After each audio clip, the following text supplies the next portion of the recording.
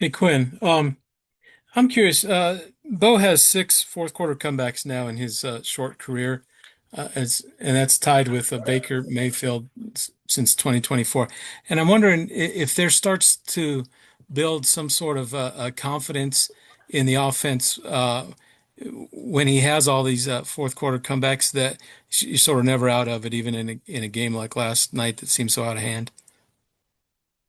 Um, I mean, yeah, I would say that's kind of a stat that you guys keep track of, but it's way deeper than just fourth quarter comebacks. It's about a DNA of this team of always fighting and never going to give up and not flinching, and that's a culture that we've been building here, and we've all bought into that, and it's been incredible from all phases to not flinch to be able to put some plays together and have a comeback. So it is a credit to Bo, but it's a credit to the entire team.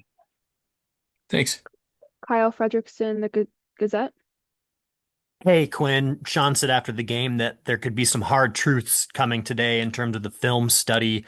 Just what are some of the areas that you see as the biggest points of improvement for the offense when you look back at the game on Sunday? Yeah, I think we need to get sharper with our details.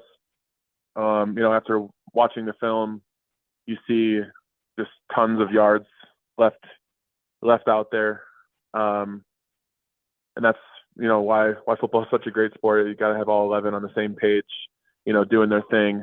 So I think there were too many plays, obviously in the first three quarters that we were one thing away from having a more explosive play and stuff like that, and then you're able to see in the fourth quarter when we were humming and everyone was doing their job, what we're capable of doing. So that's just something that we can't accept as an offense, because right now we've been a not so good offense, and so we got to have that mentality, in that fourth quarter comeback of, we were just kind of like, whatever, screw it, we got to go put some drives together and try to get some points. We got to have that mentality kind of going into games, starting fast, and being able to put ourselves into better positions, because for the last 2 weeks on offense, we haven't been able to put ourselves in good positions.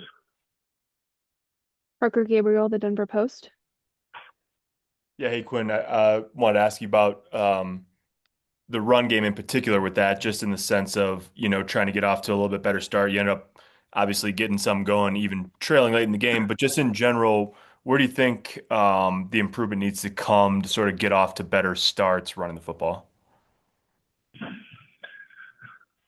Yeah, with running the football, it takes because at the beginning of the game, you're really trying to figure out the defense, figure out the guy that you're playing, and kind of get in those reps.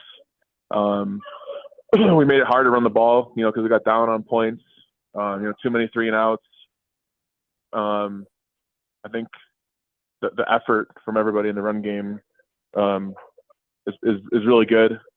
It's just being sticky on some of those blocks is hard. Your positioning, how is the nickel filling? How are the safeties rotating? There's a lot of things that go into a successful run game, and we're able to look at the film and kind of keep improving in that front. Nick Kosmider, The Athletic. Hey Quinn, thanks for the time. We've seen in this offense when the screen game really gets going, how much it can kind of put defenses on their heels. When you're looking back and talking about some of the yardage left out there and the details needed, is some of the screen stuff where you feel like you guys have an opportunity to make some gains offensively? Yeah, screens are a crucial part of any offense. It's a good switch up, change of pace. Kind of get back on track, especially if you're behind the sticks. There's a lot of details that go into screens. As an offensive lineman, you're trying to get to a landmark at a very specific time, at a very specific point on the field, while also not knowing what's going on behind you. So sometimes those landmarks change and you don't necessarily know, so you just got to kind of block your best. But it's the trust of the timing, trust of where the running back's going to be, and trust that we know who we're supposed to block. And so I think our screen game has been pretty good this year. we've done a ton of detail work on that. Thank you. Last question, Mike Kliss, 9 News. Yeah, Quinn, how did Palcho do? There was a lot of concern about the left guard, after all the injuries. How did he fill in yesterday? Oh, he did great. I mean, for him to step up and play on the left side of the line, which he hasn't done in like 8 years, I think he was telling me, he did an incredible job. He's throwing his hands in pass protection. He's kind of a grinder in the run game, keeping his feet moving and stuff like that. I think Palcho did an incredible job. I tip my cap to him because, only having 1 week of prep on the other side of the line, I had to do that my rookie year, and I know what that takes.